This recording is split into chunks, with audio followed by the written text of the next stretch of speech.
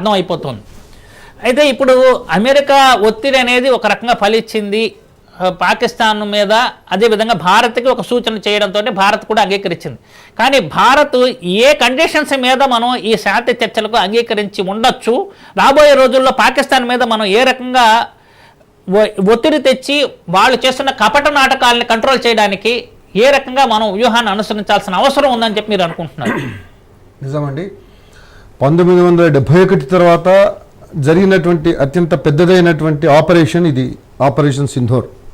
నిజంగా అయితే ఒక విషయం ఆలోచించాల్సింది ఏంటంటే 48 గంటల్లో శుభం కార్డు పడింది. దాట్స్ అంటే చాలా సంతోషకరమైనటువంటి విషయం. ఎందుకంటే ఒక యుద్ధం జరిగితే నిజంగా కూడా ఇంకొక 4 గంటలు కనుక లేట్ అయితే పెద్దదైనటువంటి యుద్ధం చేయాల్సిందే అనేటువంటి పరిస్థితి ఏర్పడింది. ఇప్పుడు అటువంటి పరిస్థితులలో ఇప్పుడు శుభం కార్డు పడింది. చాలా సంతోషంగా అటువైపోయినా ఇటువైపోయినా ఎవరైనా సరే, అంటే ప్రాణాలు అనేటువంటివి ఇవాళ ఇంకొక విషయం కూడా చెప్తాను. మీరు అన్నట్టుగా ఇవాళ వాళ్ళు మొత్తం కూడా మన జనావాసాలలో అమాయకమైనటువంటి జనాలను అనేక మందిని చంపినటువంటి విషయం. అయితే మనం మాత్రం ఓన్లీ ఏదైతే స్థావరాలను అంటే వాళ్ళు ఎయిర్ బేస్ స్థావరాలను, తర్వాత ఉగ్రవాదుల స్థావరాలను మొత్తం బేస్ చేసుకొని మనం కొట్టినటువంటి పరిస్థితి. అయితే ఇంకొక విషయం కూడా మనం గమనించాలి.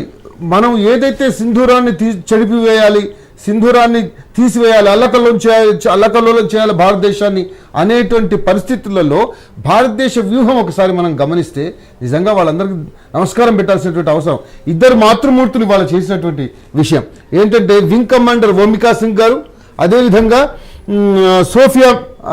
కల్నల్ సోఫియా ఖాన్, వీళ్ళిద్దరు కలిసి చేసినటువంటి ఈ ఆపరేషన్స్ ఏవైతే ఉన్నాయో అవి సక్సెస్ఫుల్ గా కంప్లీట్ అయినటువంటి విషయం మనం అయిపోయిన దాని గురించి మీరు అంటున్నారు. నేను అడుగుతున్నది ఏంటంటే చెయ్యబోయేది ఏంటి? అబ్సల్యూట్లీ.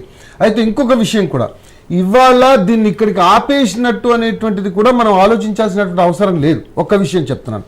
ఎందుకు అంటే మన యొక్క దృష్టి మొత్తం కూడా టెర్రరిజానికి మనం ఎగనెస్ట్ అనేటువంటిది ప్రపంచం మొత్తానికి తెలిసింది.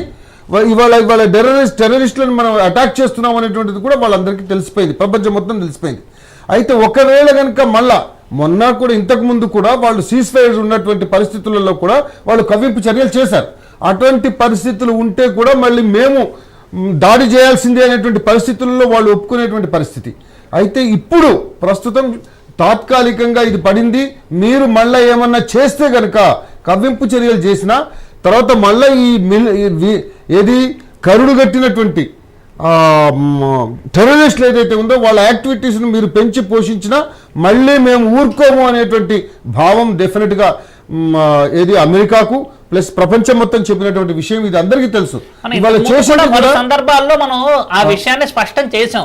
కానీ పాకిస్తాన్ కపట నాటకం అనేది ఎప్పటికీ ఆగట్లేదు కదా. ఇప్పుడు కనుక ఒకవేళ కనుకండి ఇప్పుడు ఇది అంత దూరం వద్దండి, ఇదే కనుక ఇంకో 2 రోజులు కనుక జరిగితే మీరు చెప్పినట్టుగా అసలు మరో ఇథియోపియా తయారవు పాకిస్తాన్. ఇప్పటికే భయంకరమైనటువంటి పరిస్థితులు ఉన్నాయి అక్కడ. వాళ్ళు ఏడుస్తున్నారు కొంతమంది, మాకు నీళ్లు లేవు, మాకు అన్నం లేదు, మాకు పరిస్థితి అని. అయితే ఇప్పుడు చేసినటువంటి పరిస్థితి ఏంటంటే వీళ్ళు అంటే మనం భారతదేశం ఏదైతే ఉందో భారతదేశం ఇప్పటికీ కూడా ఇది తాత్కాలికమే అనేటువంటి ఉద్దేశం మనం అనుకోవాలండి.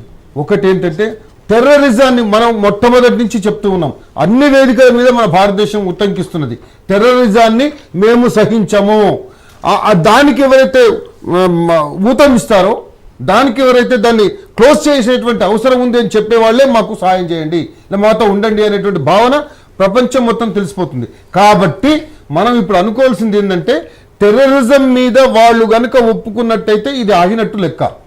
ఓకే, ఇంకా ఉపాల్ లక్ష్మణ్ గారు అనలిస్ట్ ఇప్పుడు మనకు జూమ్లో